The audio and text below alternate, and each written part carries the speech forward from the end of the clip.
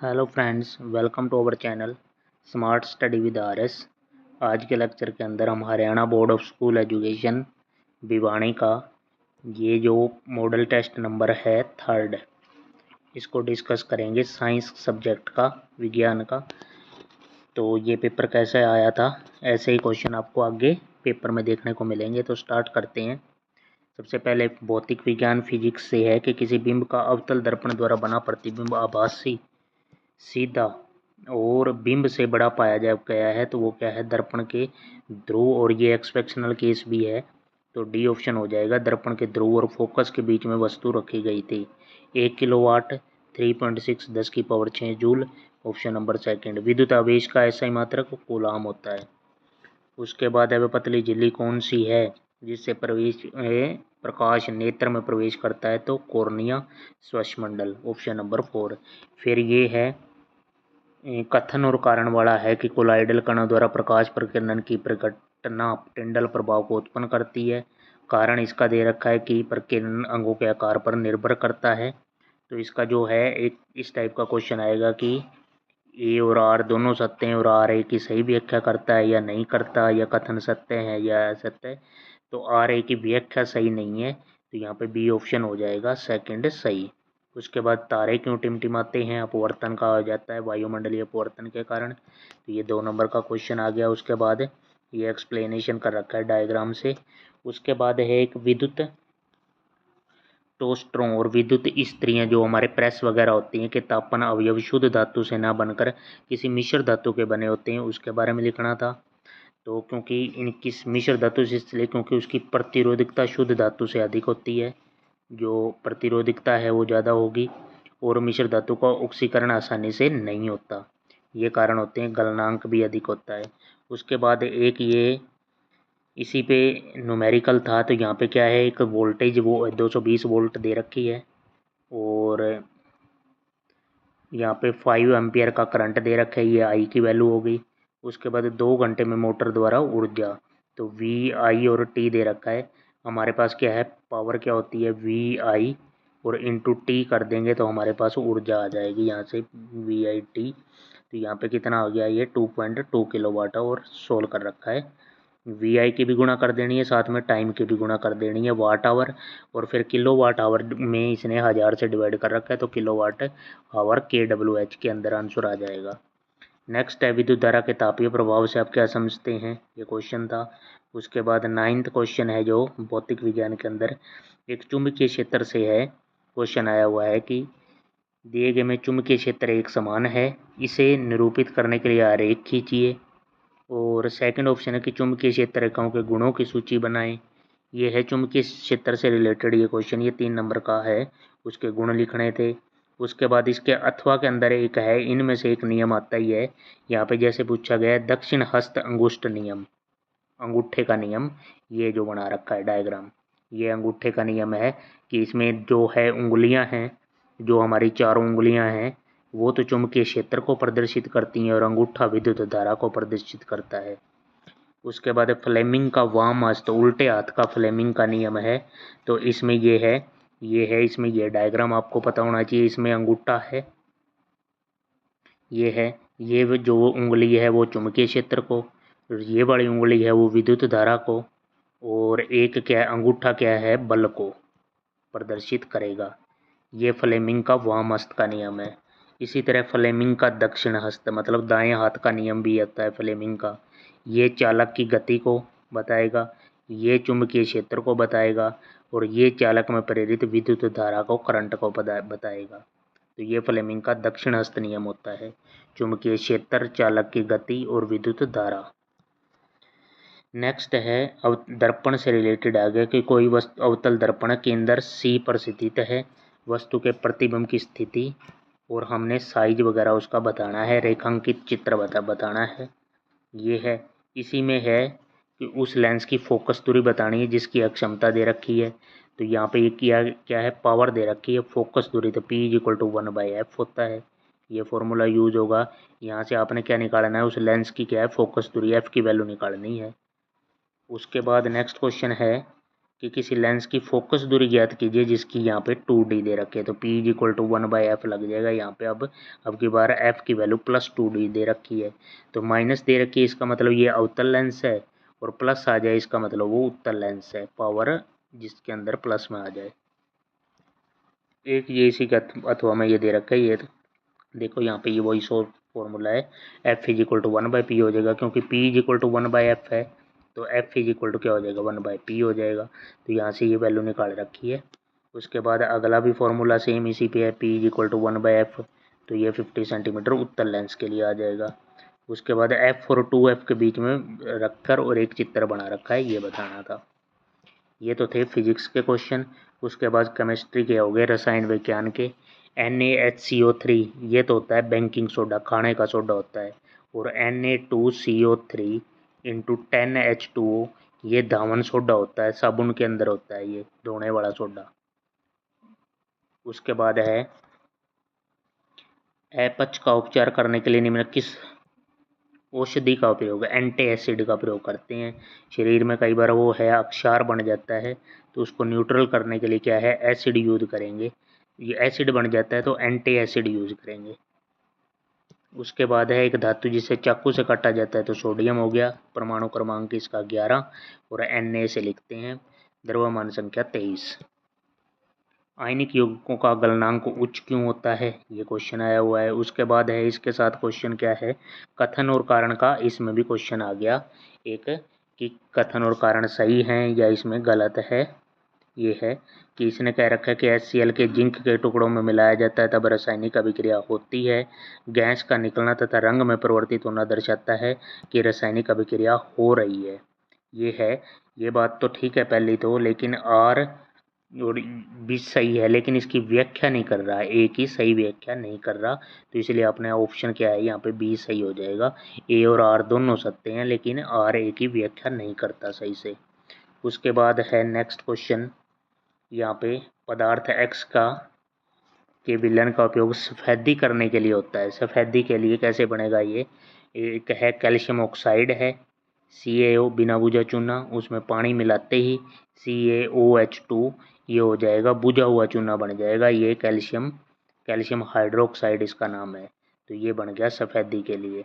उसके बाद है नेक्स्ट हमारे पास है कि दो विलयन हैं, एक HCl और I ये दे रखा है, और एसिड दे रखे हैं। जलीय विलयन में अम्लीय अभिलक्षण क्यों प्रदर्शित करते हैं, क्योंकि ये H+ आयन देते हैं, HCl और HNO3 अगर ब्रेक करें तो H+Cl और H ये है, तो इसलिए यह क्या H+ आयन उत्पन्न करते हैं, इसलिए ये इनका क्या है अभिलक्षण ये प्रदर्शित करते हैं। उसके बाद है अल्कोहल और ग्लूकोज जैसे यौगिकों में भी हाइड्रोजन होते हैं, लेकिन इनका वर्गीकरण अम्ल की तरह नहीं होता, मतलब ये अम्ल की तरह नहीं करते क्योंकि इनमें विद्युत धारा का प्रवाह नहीं होता। तो ये इसने यही एक्सपेरिमेंट कर रखा है कि एक अल्कोहल या ग्लूकोज का विलयन ले लिया, उसमें कील डाल दी और बीकर ले लिया और बैटरी से अटैच कर दिया इसमें, तो यहाँ पे क्या है जो करंट है धारा का प्रवाह नहीं हुआ। तो इसका मतलब क्या है, अल्कोहल और ग्लूकोज में H+ आयन होते हुए भी ये विद्युत धारा को ट्रांसफ़र नहीं कर रहे। उसके बाद ये इसका क्रियाकलाप लिखा गया है। उसके बाद है जिंक का आयरन सल्फेट के विलयन में डालने पर एक रासायनिक अभिक्रिया ले, ये zinc Zn iron sulphate FeSO4 मिलाएंगे तो जिंक सल्फेट हो जाएगा ZnSO4 और Fe अलग हो जाएगा। ये एक समीकरण लिखना था। इसी के 8वें में है एक कि लोहे को जंग से बचने के तरीके बताने थे। यह एक क्वेश्चन है कि तांबा कॉपर को उसके सल्फाइड एशक में किस प्रकार निष्कर्षण किया जाता है, रासायनिक समीकरण उसका भी लिखना था। तो ये है तांबे का निष्कर्षण, जिसको इसने दे रखा है क्या वर्जन अभी ये, और ये क्या है कॉपर और ऑक्सीजन में ऐड हो गई, तो ये कॉपर ऑक्साइड हो गया और सल्फर डाइऑक्साइड साथ में हो गई। उसके बाद अपचयन कर दिया, तो ये है कॉपर ऑक्साइड था, उसको कॉपर सल्फाइड के साथ मिक्स किया तो कॉपर अलग हो गया और सल्फर डाइऑक्साइड अलग हो गया। कॉपर का क्या हो गया अपचयन हो गया, यहाँ से इसके कॉपर के साथ ऑक्सीजन लगी हुई थी, यहाँ पे नहीं है, तो इसका अपचयन हो गया। उसके बाद है ये इंपॉर्टेंट, यहाँ से क्वेश्चन आए गए हैं कि एथेनॉइक अम्ल निम्न में किस प्रकार अभिक्रिया करती है और रासायनिक समीकरण दीजिए। एथेनॉइक अम्ल पहले तो Na2CO3 के साथ इसकी अभिक्रिया करनी है, तो यहाँ पे देखो इसका कैसे है, देखो एथेनॉइक अम्ल क्या हो गया, CH3CaOH COOH डबल OH, उसके बाद Na2CO3 सोडियम कार्बोनेट। तो यहाँ से क्या बन गया, CH3CONA, ये सोडियम एथेनोएट बन गया। उसके बाद जल अलग से हो गया, कार्बन डाइऑक्साइड अलग से हो गया, तो ये चीज़ हो गई।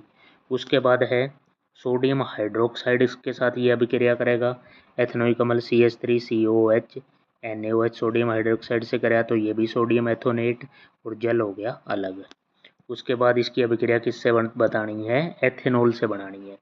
एथेनोइक अम्ल की एथेनॉल से किया H2SO4 की प्रेजेंस में, तो ये बन गया एथाइल एथोनेट एस्टर बन गया, ये एस्टर ग्रुप लगा हुआ है COOC C2H5 और पानी हो गया यहाँ पे अलग।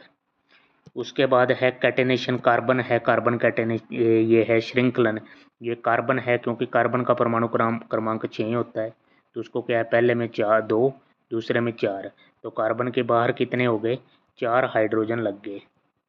तो ये क्या है इसके पास, ये क्योंकि ये है, इसके साथ 4 और जुड़ सकते हैं, मतलब 2 8, जो अपने पहले में 2 आते हैं, फिर क्वार में 2 8 8 फिर 18 फिर 32 इस तरह ऐड होते हैं।